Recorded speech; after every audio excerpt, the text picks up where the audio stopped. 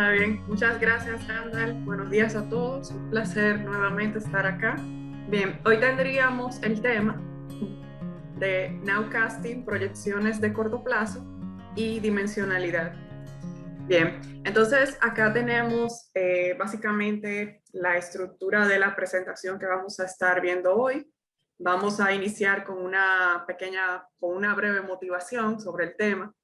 Vamos a tratar algunos temas concernientes a la dimensionalidad, que viene siendo un tópico sumamente relevante en este tipo de técnicas y de modelos.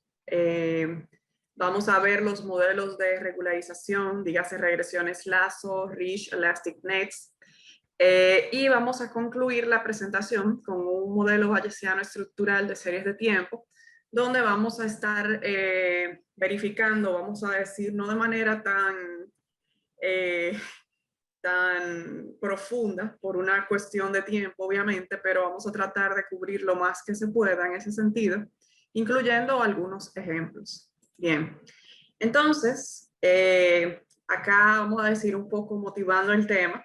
La Subdirección de Investigación Económica del Banco Central de la República Dominicana, en su esfuerzo por alinear las prácticas con los estándares internacionales observados en procesos implementados por bancos centrales de otros países, como por ejemplo la Fed, el Banco de Inglaterra, el Banco de Nueva Zelanda, entre otros, ha trabajado continuamente en el desarrollo de un sistema de pronósticos macroeconómicos para llevar a cabo proyecciones de un espectro de variables cada vez mayor, tanto en el corto como en el mediano plazo.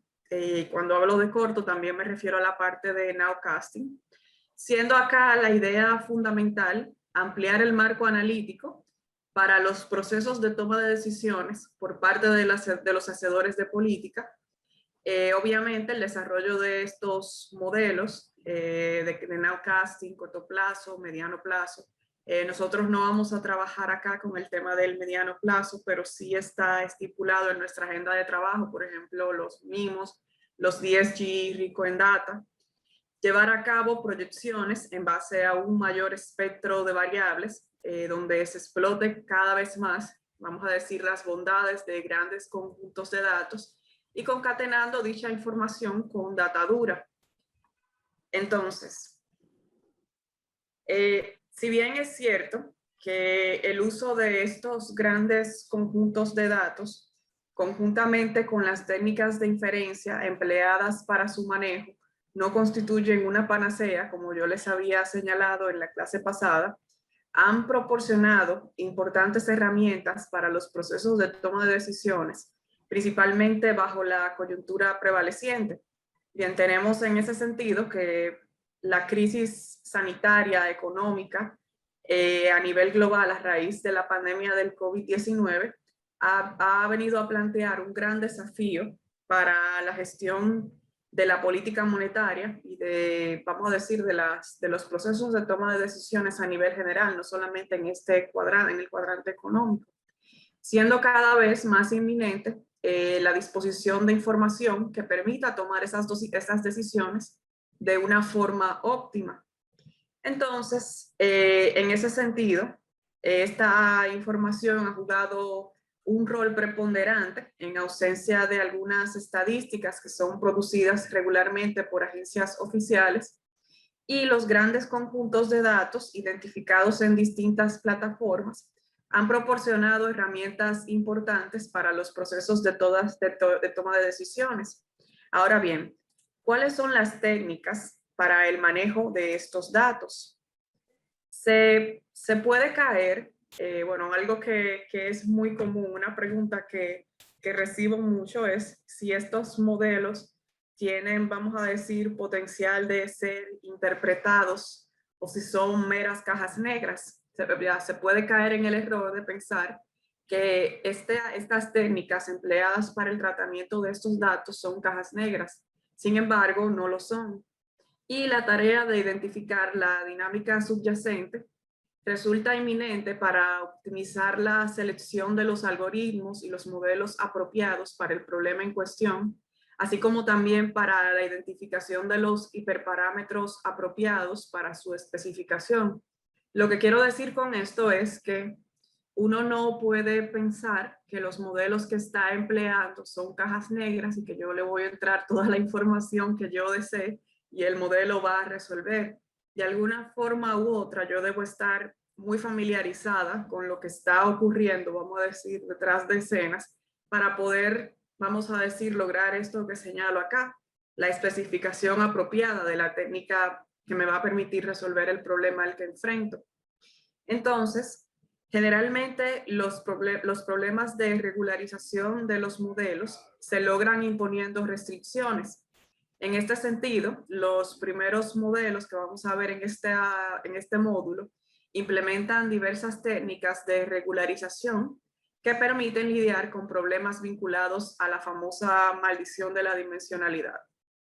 Entonces, acá les pongo esta frase que dice que no hay retos que no podamos alcanzar teniendo claros los objetivos y conociendo los instrumentos.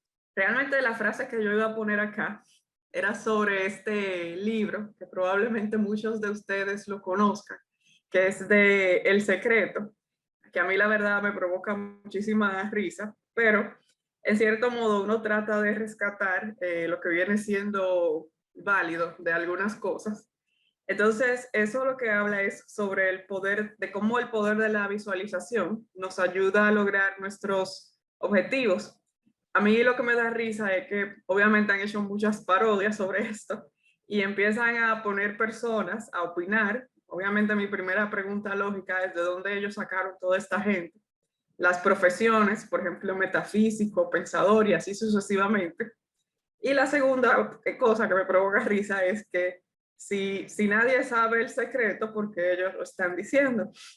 Pero vamos a decir que para resumir, hay una parte muy cierta en lo que esa gente dice, y es que si tú sabes a dónde quieres llegar, no necesitas, vamos a decir, que toda la autopista esté iluminada, que con los faros de tu automóvil puedes ir iluminando cada tramo y eventualmente llegarás a tu destino si sabes a dónde quieres ir. Entonces, dicho esto, vamos a empezar viendo este tema de la dimensionalidad. Entonces, en primer lugar, ¿a qué nos referimos cuando hablamos de dimensionalidad? Bueno, la dimensión de un conjunto de datos corresponde a la cantidad de atributos o características que se pueden identificar en dicho conjunto. Nosotros hemos explorado cómo la información crece rápidamente en diferentes dominios. O sea, vamos a decir esta información de alta frecuencia en tiempo real, pero ¿cómo lidiamos con tanta información?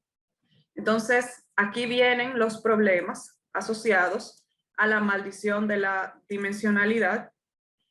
También vamos a decir que hay una parte buena en el asunto y es la bendición de la no uniformidad en la información y cómo eso nos va a ayudar a tratar con los problemas que vamos a enfrentar y a decirnos que no estamos totalmente perdidos.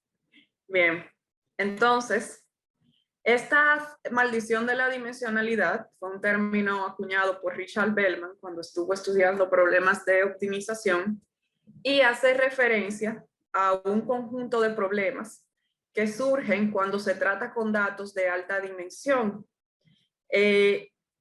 Un conjunto de datos con una cantidad de atributos o características que vamos a denotar phi. Cuando phi es mayor que 100, la literatura empírica considera que estamos lidiando con un conjunto de alta dimensión.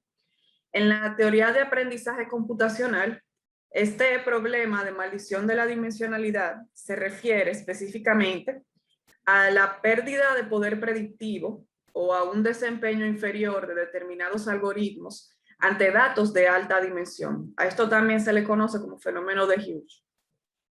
Ok, entonces vamos a escudriñar un poco.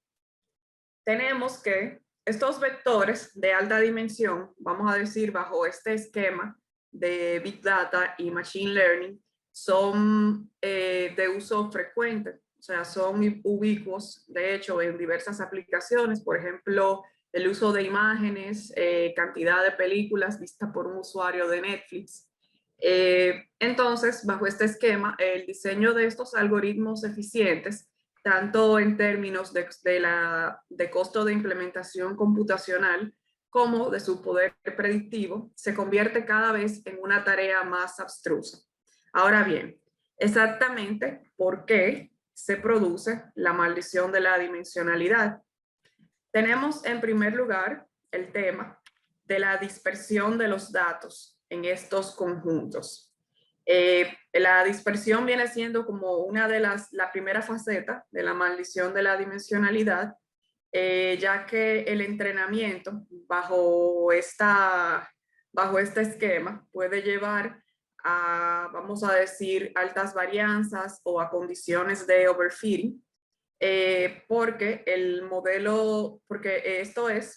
mientras que el modelo de entrenamiento ha aprendido de las, vamos a decir, instancias o de los atributos que ocurren frecuentemente, no puede necesariamente predecir bajo un escenario de dispersión las eventuales instancias de manera tan acertada. En problemas de tiempo real, cuando vamos a decir, la información ocurre, o sea, se tiene de manera más rápida, tal vez no necesariamente nos enfrentemos a este problema, pero vamos a verlo de manera gráfica. Tenemos acá este problema de dispersión de datos. Como les decía, el entrenamiento de un modelo con información dispersa puede llevar a una alta varianza y a situaciones de overfitting, ya que en la fase de aprendizaje del modelo, sucede bajo este escenario de dispersión.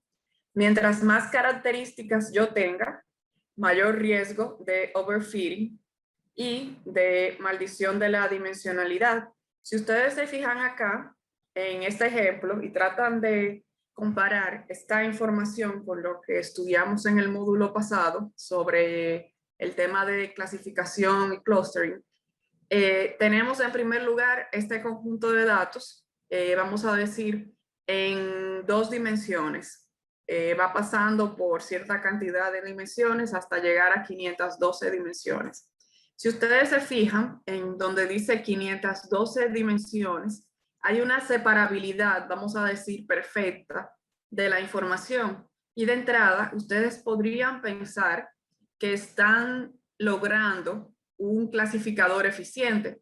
Sin embargo, eso no es lo que hemos logrado. Aquí estamos lidiando con un problema de maldición de la dimensionalidad que se atribuye justamente al problema de dispersión de los datos. Ahora bien, ¿alguien me podría decir por qué de entrada yo pensaría en un problema de overfitting bajo este escenario de tanta dispersión de datos? Vamos a ver, traten de recordar por qué se produce overfitting en un modelo. Eso es lo primero.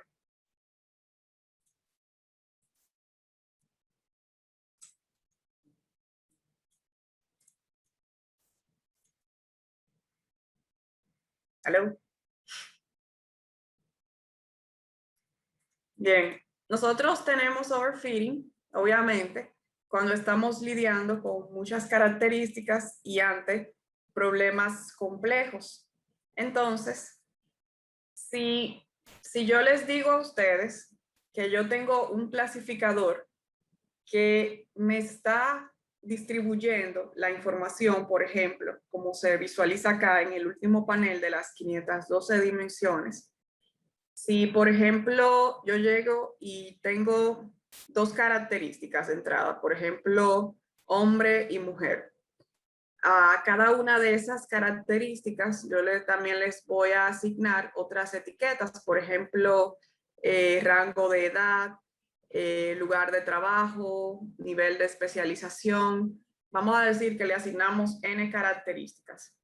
Entonces, si cuando yo tengo todo ese problema de dimensionalidad y de dispersión de datos, Y ustedes se fijan que acá yo tengo dos grandes clústeres construidos.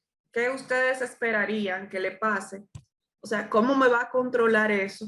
Por las características, vamos a decir, donde yo quisiera escudriñar un poco más o las que yo quisiera que se contemplaran también en la construcción de mi clasificador.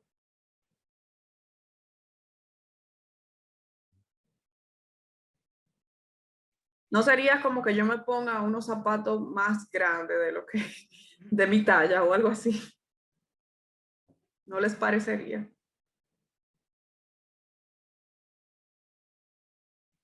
Bueno, básicamente eso es lo que está sucediendo, pero voy a abundar un poco más. Tenemos otro problema, que es el de la concentración de la distancia, que viene siendo otra faceta de maldición de la dimensionalidad. Si ustedes, yo les voy a explicar ahora mismo estos gráficos, sin embargo, déjenme darle una pequeña, algunas observaciones al respecto. Tenemos que la métrica, en este caso la distancia entre puntos u observaciones de un conjunto de datos, convergen al mismo valor en la medida en que se incrementa el tamaño de la muestra. Cuando nosotros tenemos muchas características, las observaciones se hacen más difícil de clasificar o de agrupar. Es decir, que en el caso de muchas dimensiones, se genera que cada una de las observaciones en nuestro dataset puede parecer estar equidistante de las otras. En este caso, el tema, por ejemplo, de clustering o de clasificación usa métricas como la métrica euclidiana para cuantificar las similitudes entre las observaciones. Sin embargo, si las distancias son aproximadamente iguales, entonces todas las observaciones pueden aparecer iguales y no, a final de cuentas no vamos a lograr formar clústeres o clasificaciones que sean significativas. Si ustedes se fijan acá, tenemos en el primer panel, cuando estamos con la dimensión 1, y así vamos recorriendo, dimensión 4, 8, 64, 128, o sea, todos los puntos, vamos a decir, se concentran y se encuentran muy cercanos. Por tanto, yo no voy a lograr construir agrupamientos o clasificaciones significativas. ¿De acuerdo? Como les decía, si alguien tiene alguna duda, como les dije en la clase pasada, la puede, vamos a decir, manifestar en cualquier momento. Me puede interrumpir sin ningún problema. ¿Ok? Entonces, acá les tengo primero un ejemplo sencillo y luego un ejemplo un poco más complejo. Vamos a tener este dataset que consiste, vamos a decir que se conforma, perdón, de 8 dulces. Acá nosotros tenemos dos clasificaciones. En primer lugar, dulces y picantes, spicy and sweet. Entonces, si nosotros lo que queremos es verificar cuál es el sabor correcto, cómo podemos clasificar esta información de los dulces para asegurarnos de que accidentalmente no tomemos un caramelo dulce o uno spicy. O sea, lo podemos clasificar en este caso de acuerdo a los colores que tienen. Por ejemplo, si ustedes se fijan en el primer gráfico tenemos un panel donde los colores se asemejan, vamos a decir, a un espectro de azules y en el otro como a un espectro de rojo. Entonces, en este caso, nuestros grupos o clusters tienen que, si yo me voy a comer un caramelo que tenga un color rojo, es similar a rojo, va a ser spicy. Y si yo me voy a comer un caramelo que tiene una envoltura como en la gama de azules, va a ser dulce. Sin embargo, el problema no es tan simple. Nosotros, como seres humanos, obviamente, estamos en capacidad de inspeccionar rápidamente las envolturas de los dulces y decidir qué significa una, vamos a decir, una envoltura parecida a roja o azul, pero en un problema en un algoritmo de Machine Learning, donde solamente se tiene la data, vamos a decir, solamente se cuenta con la data, entonces, si la data luce, como se ve en esta tabla, en el panel derecho, entonces estaríamos frente a una situación ideal, donde el problema se resolvería a través de una simple clasificación booleana, donde por relación de pertenencia yo voy a decir que un caramelo que tenga una etiqueta similar a roja va a ser dentro de la categoría spicy, mientras que si tiene un color azul va a ser dentro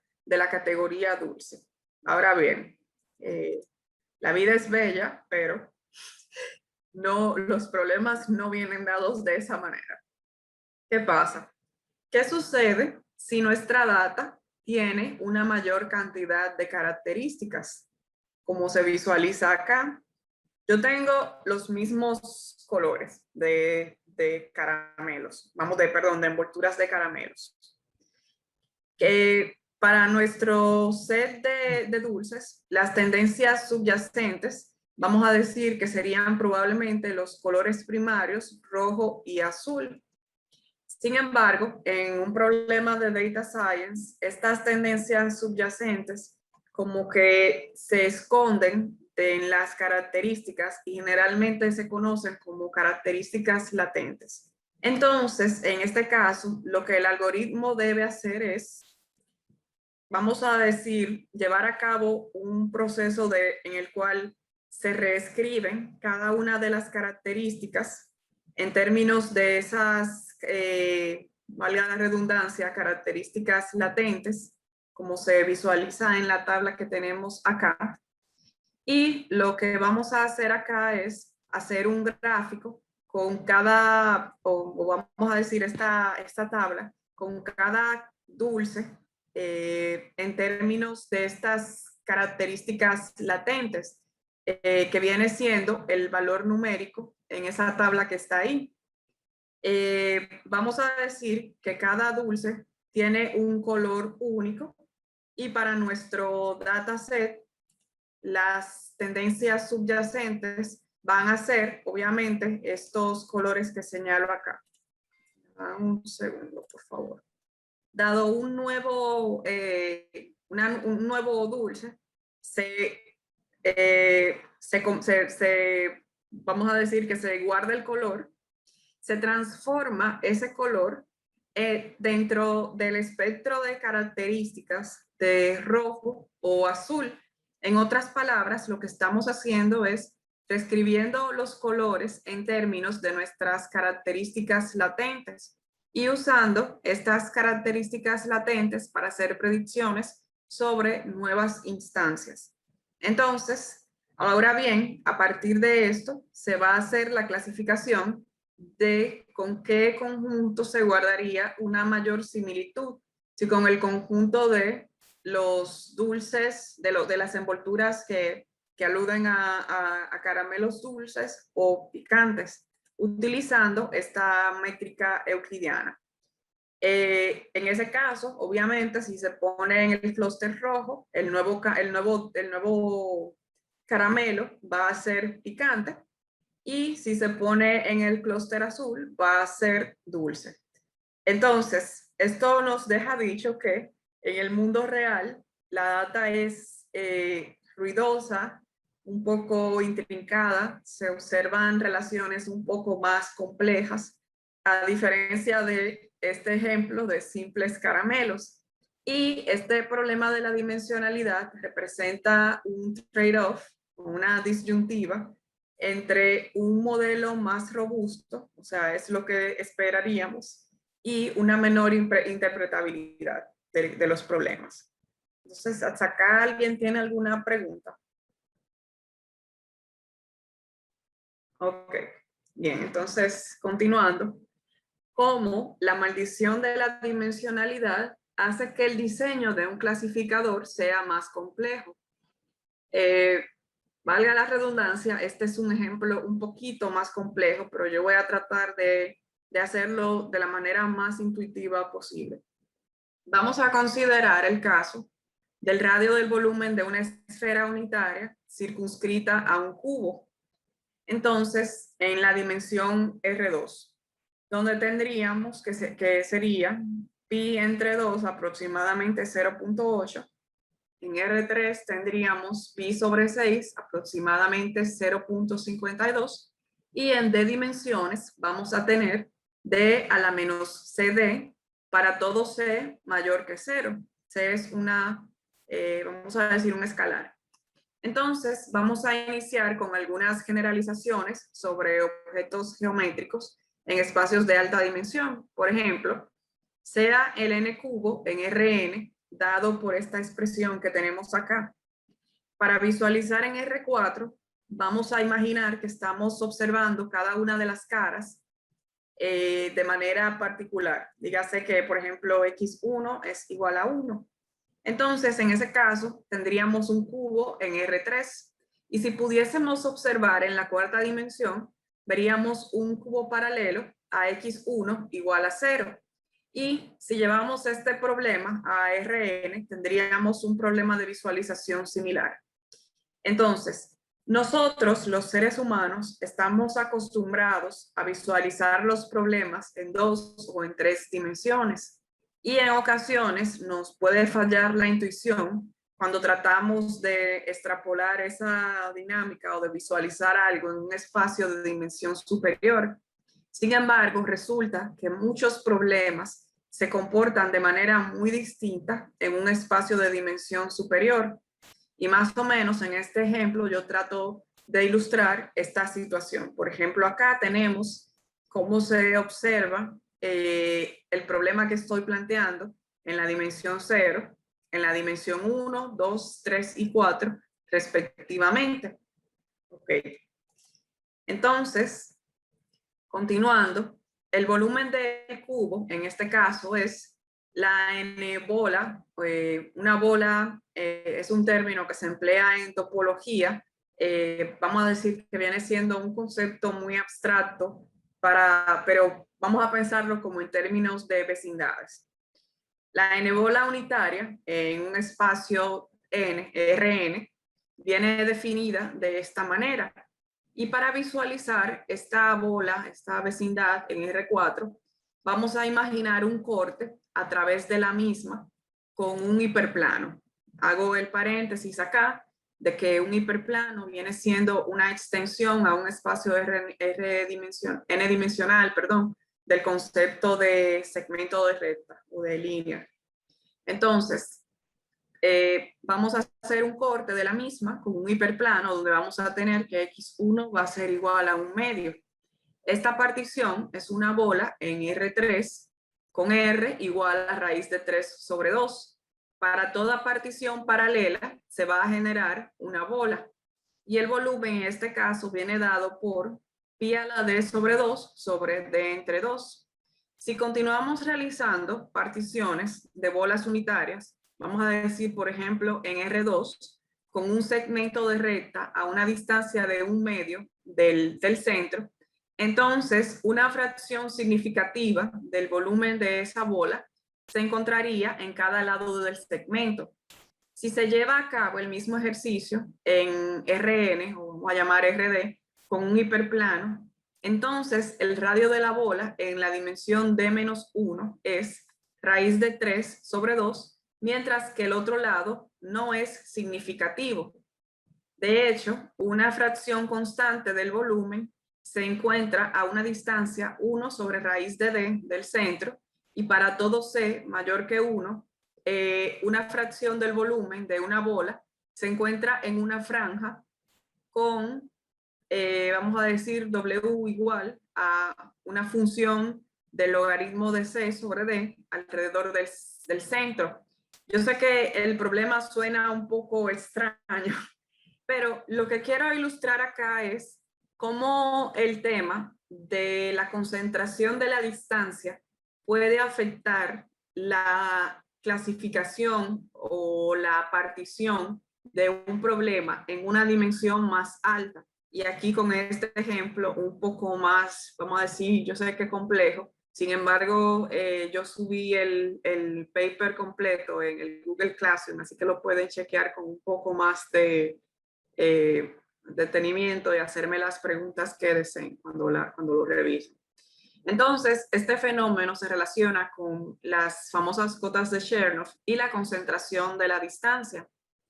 Las cotas de Chernoff son exponencialmente decrecientes para las distribuciones de sumas de variables aleatorias. Entonces, en este caso, una manera de yo seleccionar un punto aleatorio en la superficie de B es escogiendo xy de una distribución normal estandarizada y finalmente llevar a cabo un proceso de normalización. Ok. Entonces, si ustedes quieren, dejen ese ejemplo ahí en hold y luego cuando ustedes lo lean de manera más detenida, lo podemos discutir si desean. Pero quería que vieran tanto el caso simple de los caramelos como un caso un poco más complejo. Ok. Bien.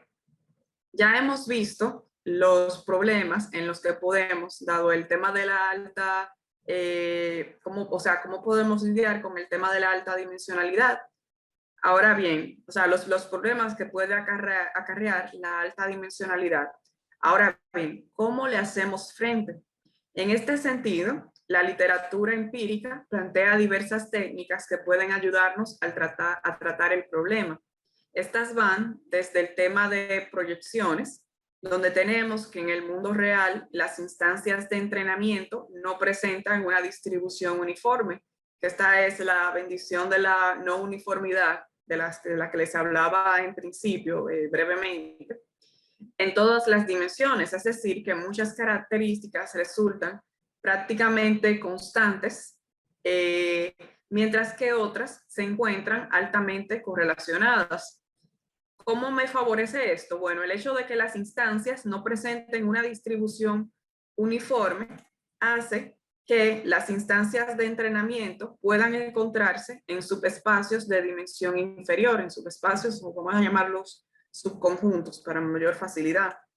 En este ejemplo que yo les pongo acá, podemos observar un conjunto de datos ubicados en un espacio tridimensional.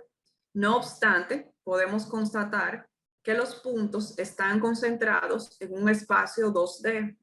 A través de un ejercicio de proyección o de mapeo también, como se le llama, puedo llevar cada instancia de forma perpendicular, porque se hace a través de un hiperplano, en el subespacio 2D, y así de simple estamos logrando reducir la dimensionalidad en este problema. ¿Se ve eso? Es para ver si estoy comprendiendo un poco la idea. Entonces, Sí. vamos a ver, por ejemplo, hay características, digamos, en este caso, o por ejemplo, una dimensión de que en realidad es como muy similar entre todas las observaciones. Entonces, cuando yo, por ejemplo, todos o la mayoría o muchos en el grupo, no sé, tienen hombre-mujer o hay como una edad muy específica que es muy común, o no sé, se me ocurre tal vez como que todos, hay como dos tipos de, o dos nacionalidades o algo por el estilo. Pero a la hora que yo quito tal vez o suavizo esa parte, me quedan entonces otras características como de toma de decisiones que ellos van realizando. Entonces, cuando, o no sé, aquí lo que estoy haciendo es como concentrarme entonces en aquellas que representan mayor variabilidad para partir de ahí hacer los subgrupos, o no. Sí, Irene, es cierto. Ok, entonces, Sí, Irene, sí, más o menos te estás llevando la idea muy bien de entrada, la verdad. Así que te felicito, de hecho. Entonces, ciertamente, acá, como te decía, el problema de dimensionalidad tiene dos facetas. Yo tengo el tema de la dispersión de los datos y la concentración de la distancia. Si nos enfocamos en este ejemplo acá, que está en pantalla, o como bien tú señalabas, el ejemplo que yo ponía, por poner un ejemplo, de las características de hombres y mujeres, lo que me dice la literatura es que, o vamos a decir, las técnicas que se presentan para yo resolver este tipo de problemas, es que si bien el problema de la dimensionalidad es algo con lo que yo me puedo encontrar de manera muy frecuente en estos grandes conjuntos de datos, tengo la salvación de la bendición de la uniformidad que me dice que en el mundo real no, las instancias de entrenamiento no presentan una distribución uniforme y que por tanto pueden estar concentradas en un espacio, de manera que si yo hago una partición del espacio original, yo pueda enfocarme en esas características que, vamos a decir, vienen creando un subespacio y que me van a permitir resolver el problema en una dimensión de menor grado. ¿De acuerdo? Sí, sí, ok. Sí, Está bien. gracias. Gracias a ti por tu pregunta. Bien, entonces, continuando, tenemos que, además de la proyección, tenemos el manifold learning o aprendizaje múltiple. En algunos casos lo van a encontrar de esta manera. ¿Puede pasar el slide? Ok. Entonces, este descansa en el supuesto de que muchos problemas de alta dimensión pueden solucionarse o simplificarse en una dimensión inferior. Esta es la hipótesis de manifold.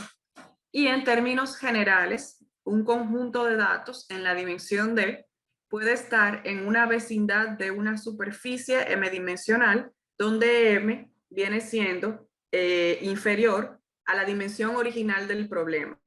Manifold también ustedes lo pueden encontrar como variedad topológica. Ok, entonces los puntos en esa variedad m-dimensional pueden en cada región local estar especificados por m coordenadas. Dígase, por ejemplo, los puntos de una esfera pueden ser descritos por las coordenadas de latitud y longitud, de manera que esa esfera es una variedad 2D. ¿De acuerdo? Ok. Entonces, hay un problema muy, vamos a decir, clásico, que es el de el Swiss for All Dataset. Puede pasar. Ok. Yo tengo cómo se reduce la dimensionalidad en este tipo de conjuntos. Aquí viene o sea, aquí sale a relucir el hecho de que la proyección no necesariamente es el mejor enfoque. Obviamente, como todas las técnicas, tienen sus problemas y yo, por suerte, puedo apelar a otra para intentar resolver el problema de la mejor forma posible. La proyección en este caso no representa el mejor enfoque para lidiar con la reducción de dimensionalidad. En muchos casos tenemos que el subespacio puede hacer giros, o sea, como twist, como el caso del Swiss roll o brazo gitano, no sé cómo le llamarán en sus países. Y este es un tipo de dataset. Este es un clásico ejemplo de un, vamos a decir, de un manifold 2D. Simplemente tenemos que este manifold es una forma 2D que puede ser, vamos a decir, retorcida o doblada en un espacio de mayor dimensión. Generalmente, un manifold de dimensional o una variedad de dimensional es parte de un espacio de mayor dimensión que localmente, vamos a decir, tiene cierta analogía con ese espacio original, pese a que se ha llevado a cabo una partición a través de un hiperplano. Por ejemplo, en el caso del brazo gitano o del Swiss roll, tenemos que la dimensión en la cual podemos resolver el problema es la dimensión 2, no obstante, mi dimensión original era 3. Entonces, si ustedes se fijan acá, en el panel derecho tenemos cómo se vería este problema resuelto a través de una proyección y cómo se vería a través del manifold learning. Si ustedes observan, en el caso de la proyección yo tengo un solapamiento de puntos que no me va a permitir optimizar, vamos a decir, resolver el problema de manera óptima.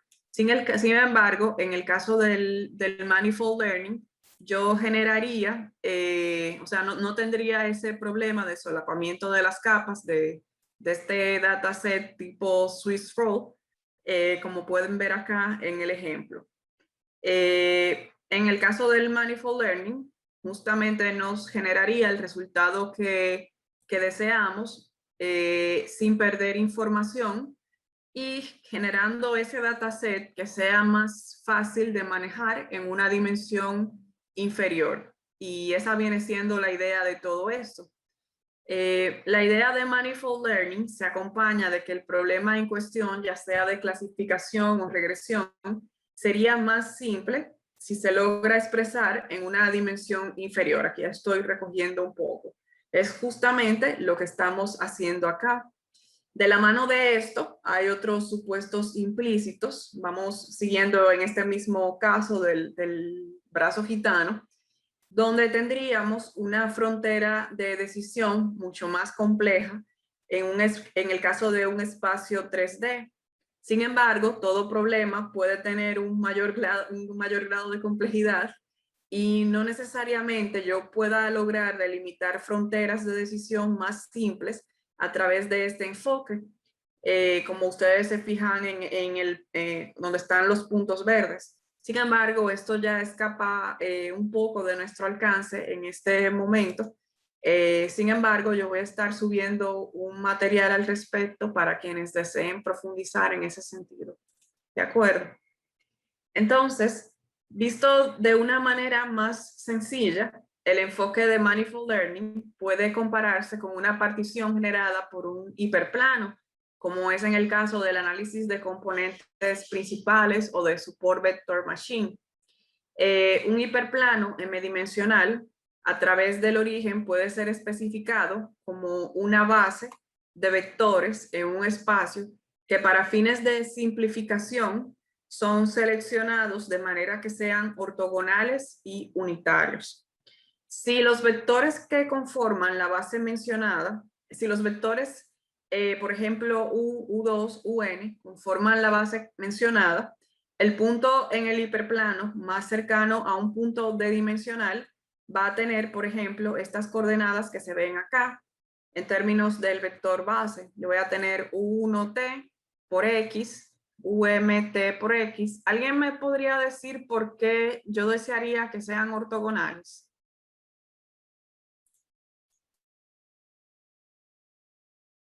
Si tratamos de compararlo con lo que vimos en la clase 1, aunque sea de manera intuitiva, no tiene que ser nada así formal. Como para que no repita información, ¿no? Bueno, más o menos. ¿Ustedes recuerdan cuando yo les hablé de la distancia de las regiones de Voronoi y todo esto? Eso tiene que ver con el espacio de entre los clústeres, intraclúster y de todo eso. Por ahí. No era por el tema de formar, que fuera perpendicular, que formara exactamente. yo necesito, un ángulo de 90. Exactamente. Porque eso, de alguna forma u otra, me estaría formando como una vecindad de Voronoi. Y ustedes saben que dentro de una vecindad de Voronoi, yo voy a lograr que los puntos dentro de determinada región sean los que se encuentran más cercanos a una instancia. Vamos a decir por construcción del polígono. ¿De acuerdo? Muy bien. Veo que están rescatando los conceptos. Ok, entonces, ¿cómo se aplica este problema a un caso que ya ustedes han visto con mayor frecuencia? Por ejemplo, el análisis de componentes principales. Acá yo no pretendo abundar, vamos a decir, en el problema de los PCAs, sino más bien plantearlo como uno de los modelos más básicos que se emplean en la literatura empírica para lidiar con el problema de dimensionalidad y por qué, bajo este enfoque, considerando la base del ejemplo anterior, tenemos que el primer vector, vamos a decir U sub 1. Vamos a tratar de recapitular un poquito y de recuperar un chin los conceptos que nosotros vimos en álgebra lineal. ¿Alguien me puede recordar qué es una base? Antes de yo proseguir. Yo les di en algún momento en la clase pasada algunos conceptos relevantes. Yo les dije lo que era un espacio vectorial, creo que les dije lo que era un subespacio, si mal no recuerdo, o subí un material al respecto relacionado con eso. ¿Alguien me puede recordar a qué nos referíamos cuando hablábamos de base? Si yo tenía un conjunto de vectores en un espacio vectorial, ¿qué viene siendo la base? Sí, si no me equivoco, era como Perdón, ¿quién me habla, por favor? Disculpe, mi nombre es Luis Diego. Sí, Luis, Si no me equivoco, adelante. era como el conjunto más pequeño de vectores que pueden formar el espacio. Sí está cerca, Luis.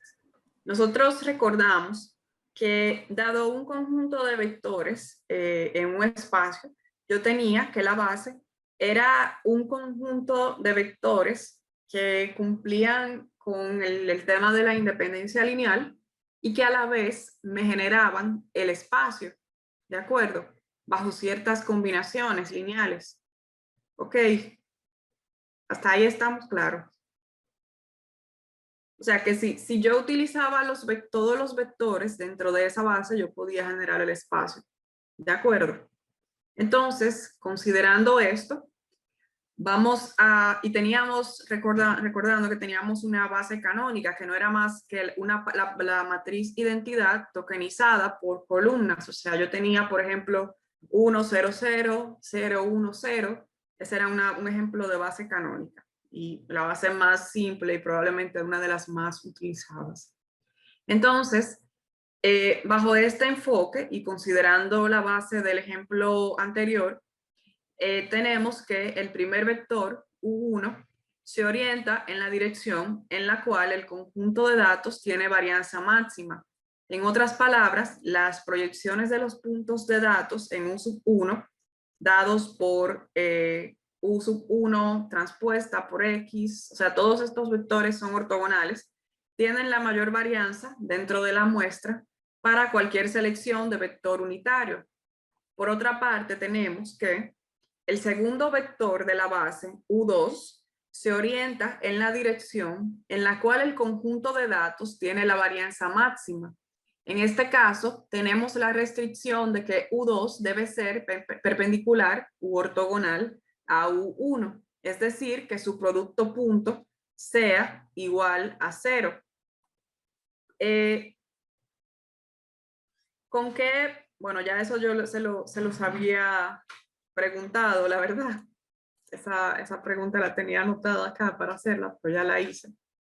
Entonces, en términos generales, nuestro problema viene siendo que el vector de base iésima, también llamado componente principal I, es la dirección máxima de la varianza que resulta ortogonal al componente previo I menos 1. Entonces, para todos los componentes principales, yo voy a tener nuevas coordenadas en un nuevo espacio n-dimensional. El primer paso para la identificación de los componentes principales, obviamente ya esto es algo que ustedes saben, consiste en centrar o en estandarizar la data. Vamos a expresar los vectores d-dimensionales en términos de los eigenvectores U1, U2, UN de la matriz de orden inferior que hemos encontrado. ¿Ok? Entonces, todo esto está detrás del análisis de componentes principales. Entonces, vamos a decir que a manera de resumen, el análisis de componentes principales se puede llevar a cabo computando los eigenvectores de la matriz de dimensión D por D, que viene siendo la matriz de orden inferior que yo encontré, donde la matriz X de orden N por D contiene los valores centrados de D variables con N casos de entrenamiento. Ahora bien, ¿qué sucedería en el caso en que D se aproxime a N? Dígase que la dimensión para la cual yo hago la partición tratando de lidiar con el problema de la dimensionalidad, o sea, yo me estoy yendo a una dimensión inferior. ¿Qué pasa cuando esa dimensión, vamos a decir, es muy similar al problema original, como en el caso de la data de expresiones genéticas? Bueno, en este caso yo tendría que el producto de x t por x me viene dando una matriz singular con d menos 1 más n, 0 eigenvalores. Solamente se tendrían n menos 1 componentes principales en lugar de d componentes principales. Y el análisis basado en PCAs obviamente no sería factible ni acertado en casos como estos. Ok. Bien. Entonces, vamos a tratar de rescatar el PCA en alta dimensionalidad. Tenemos que este es un método de aprendizaje no supervisado. ¿Por qué? ¿Alguien me podría decir por qué?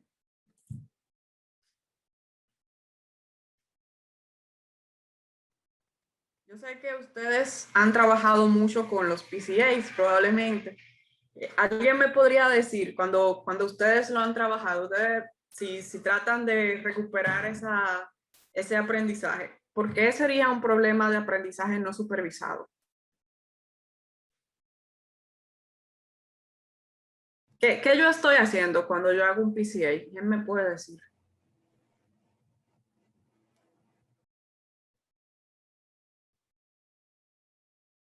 En términos simples, señores.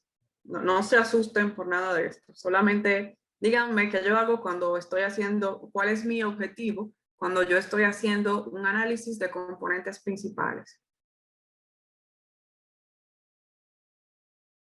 Bueno, básicamente trata de extraer ese componente común que haya dentro de un gran set de variables y tratar Exactamente. como de obtener información sobre eso. Exactamente, muy bien, Paola. Ahora bien, tú sabes que tú tienes tus factores de carga, ¿o no? Sí. Ok. ¿Cómo tú sabes? Tú sabes a priori cuántos factores de carga tú vas a tener. No, entiendo yo que no.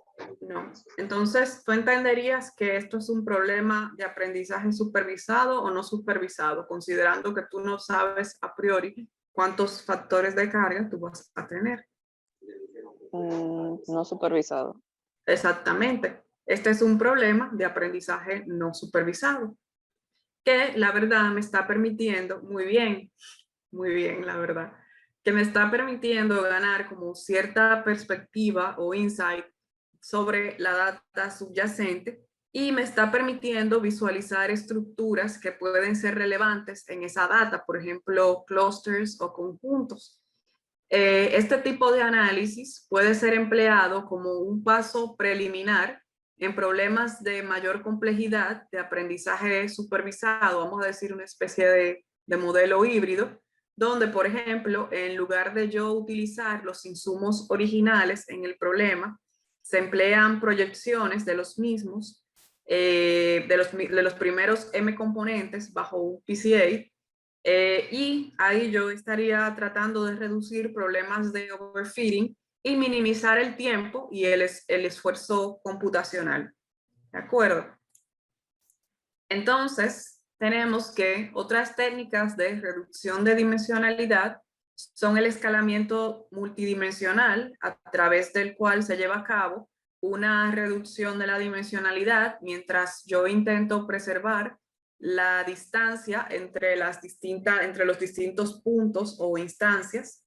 Tenemos un isomapa, que probablemente ustedes estén familiarizados con esto, donde lo que yo hago es crear un gráfico que conecta cada instancia con la vecindad de mayor proximidad, o sea, vamos a decir con su vecindad más próxima. Y luego se lleva a cabo una reducción de la dimensionalidad, tratando de preservar la distancia geodésica entre las instancias. Cuando hablo de distancia geodésica me refiero a distancia, vamos a decir a la distancia mínima entre los nodos de un plano, en el trayecto de un nodo a otro. Ok, y tenemos la T-Distributed Stochastic Neighbor Embedding, TSNE, que es una aproximación en función de instancias con similitud y lejanía entre, o sea, vamos a decir una aproximación en función de instancias de acuerdo a su similitud y lejanía entre instancias que no son similares o que son disímiles. Acá les pongo ejemplos para cada uno, que vienen siendo como esas técnicas alternativas al tema de la proyección, de Manifold Learning, de PCA, que todo esto viene, vamos a decir, en el mismo espectro de técnicas.